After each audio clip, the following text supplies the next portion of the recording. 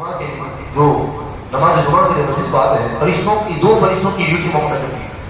جتنے دروازے مسجد کے ہوتے ہیں ہر دروازے پر ایک فرشتہ جو ہے دفتر لے کر کاپی لے کر ٹھہر جاتا ہے۔ جتنے لوگ جو ہے عربی خطبے سے پہلے آنے والے ہوتے ہیں، عربی خطبہ جو شروع ہوتا ہے اس سے پہلے جتنے لوگ آتے ہیں اس سب کے ناموں کو وہ جو ہے کاپی کرتا لیتا ہے۔ عربی جب خطبہ شروع ہوتا ہے تو اس کی اتنی اہمیت ہے کہ فرشتے جو ہے وہ کاپی بند کر دیتے ہیں، وہ دفتر کلوز کر کے بیٹھ جاتے ہیں عربی خطبہ سننے کے لیے۔ اب اس کے بعد جو بھی آتا ہے اس کو نماز کا ثواب تو ملے گا، لیکن وہ دفتر جو اللہ کی بارگاہ میں پہنچ رہا ہے، جن میں جمعہ پڑھنے والوں کے نام لکھے ہوئے اب اس میں اس کا نام نہیں لکھا جائے گا۔ ان تمام جو ہے لوگوں میں اس کا نام ریکارڈ نہیں کیا جائے گا۔ کیوں؟ اس لیے کہ اس نے عربی خطبہ شروع ہونے کے بعد آیا، اس کی اتنی بڑی اہمیت ہے دوستوں، اور جو ہے اس کے آداب بھی بیان کی ہے، تو اس لیے عربی خطبے سے پہلے آنا جو ہے ضروری ہے۔ اور جمعہ کا جو خطبہ ہے یہ سننا جو ہے بالکل واجب ہے، اگر نہیں سنیں گے تو جو ہے گناہگار ہوں گے، واجب کو ترک کرنے والا گناہگار ہوگا۔ اور خطبے کے جو آداب بیان کیے گئے ہیں آپ توجہ کے ساتھ گفتگو سماعت کیجیے گا، یہ جو چیزیں جو ہے یہ مسائل سے لوگ ناواقف ہیں، اس کا جاننا جو ہے ضروری ہے۔ کئی دن سے میں سوچ رہا ہوں کہ یہ مسائل پر گفتگو کر کے سمجھاؤں، آپ کو بتلاؤں۔ تو جو جمعہ کا جو خطبہ ہوتا ہے اس کے اتنے بڑے آداب ہے کہ اس خطبے کے دوران جو ہے گفتگو کرنا حرام ہے۔ اگر اتنی سخت ضرورت پیش آ رہا ہے گفتگو کرنے کی کہ جس میں بہت زیادہ جو ہے سخت ضرورت پیش آ جائے تو آپ کو اشارے سے بات کرنا ہے۔ اگر بہت سخت ضرورت ہے، اس سے بھی سخت ضرورت ہے، اگر کوئی مثال کے طور پر اگر گڑے میں چلا رہا ہے، کسی کو معلوم نہیں ہے، اگر کوئی کرنٹ کے وائر کو اگر ہاتھ لگا رہا ہے، ایسی صورت میں آپ اپنی زبان کھول سکتے ہیں، اس کے علاوہ کوئی اور چیز کی زبان نہیں ہے، اس لیے کہ عربی ہے، سمجھ میں نہیں آتی ہے، لیکن پھر بھی جو ہے نبی پاک علیہ السلام کا حکم ہے کہ کان لگا کر توجہ کے ساتھ اس کو سماعت کیا جائے گا، وہی ثواب ملے گا جو سمجھنے والے کو ملتا ہے۔ جو عربی زبان جانتا ہے، جان کر جو خطبے کو سن کر جو سمجھتا ہے اس کو وہی ثواب ملے گا جو سمجھنے والے کو ملتا ہے۔ اور اگر اس خطبے کے دوران اگر کوئی جو ہے سنت نماز شروع کر دیا، جمعہ سے قبل جو 4 رکعت سنت، اگر اس سنت کو شروع کر دیا اور خطبہ شروع ہو گیا تو اس کے لیے حکم ہے کہ وہ اپنی نماز مکمل نہ کرے۔ اگر 4 رکعت نماز جو ہے شروع کیا، 2 رکعت ہوئی، اگر ڈائریکٹ اگر خطبے کی اذان ہوئی یا خطبہ شروع ہو گیا تو اس کو کیا کرنا چاہیے؟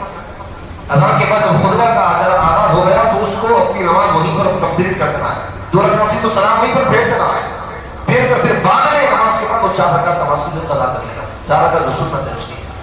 اگر جو ہے خطبہ شروع ہو رہا ہے اس دوران اگر وہ نماز شروع کرتا ہے تو اس کے لیے مکروہ تحریمی ہے، یعنی حرام کے قریب میں اس دوران نماز شروع کرنا، خطبہ سننے کے بعد نماز شروع کرنا مکروہ ہوتے ہیں۔ اور اس کے علاوہ دوسری چیز یہ ہے کہ جو لوگ جو ہے خطبہ شروع ہونے کے بعد جو ہے مسجد میں اندر آتے ہیں تو ان کے لیے حکم ہے، مسئلہ فقہ کا یہ ہے کہ جہاں جگہ ملے بیٹھ جائیں۔ بعض لوگ جو ہے خطبہ شروع ہونے کے بعد اگر آگے کی طرف اگر جگہ خالی ہے تو لوگوں کو ہٹا کر آگے کی طرف آتے ہیں، یہ حرام ہے، یہ مکروہ تحریمی قرار دیا گیا، یہ فقہ کا مسئلہ ہے۔ حدیث پاک میں نبی پاک علیہ السلام نے سختی کے ساتھ اس کو ٹھہرنا ہے، بابو تک پر دروازے کے بعد ٹھہر جانا ہے، اگر جگہ نہیں ہے، جگہ اگر سامنے ہے بغیر لوگوں کو چین کر آگے جانے کے، اگر دروازے کے پاس جگہ ملی تو وہیں بیٹھا رہا ہے، اگر نہیں جگہ اگر آگے ہے تو آگے خطبہ شروع ہونے کے بعد جانا اس کے لیے مکروہ ہے، بلکہ وہ ٹھہر کر مکمل خطبہ سنے گا، ٹھہر کر پورا خطبہ سنے گا، خطبہ ختم ہونے کے بعد جب لوگ صفحے درست کرنے کے لیے ٹھہر جائے تب خطبہ کو اس کو جگہ مل جائے، یہ اس کا جو ہے حکم ہے۔ اب رہی بات ہی کہ خطبے میں خطبہ ثانیہ میں پہلا خطبہ ختم ہونے کے بعد دوسرے خطبے میں جو اخیر میں جو دعا ہوتی ہے اس دعا میں جو ہے صرف آپ آمین آمین سبھی کے ساتھ کہیں گے، یعنی بازو والے کو تو نہیں سنائیں گے، بس خود کو سنائیں گے اپنی آواز، اور اس وقت ہاتھ نہیں اٹھائیں گے دعا کے لیے، اس وقت ہاتھ اٹھانا بھی جو ہے مکروہ ہے۔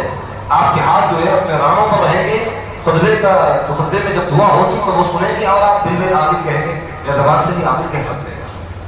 اور جو ہے اس دن جو ہے مکمل طور پر پھر خطبہ ہوگا، پھر نماز ہوگی، نماز کے بعد جو ہے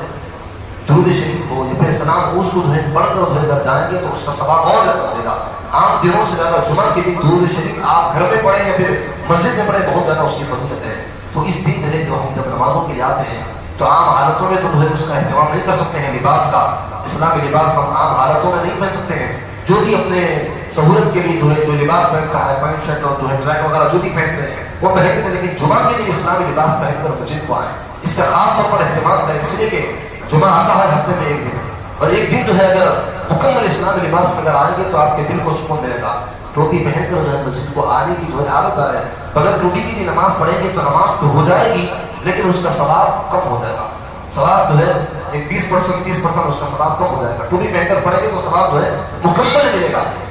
بغیر ٹوپی کے نماز ہو جائے گی لیکن قرار کے ساتھ ناپسندیدہ کیا گیا ہے تو اس کا بھی جو ہے آپ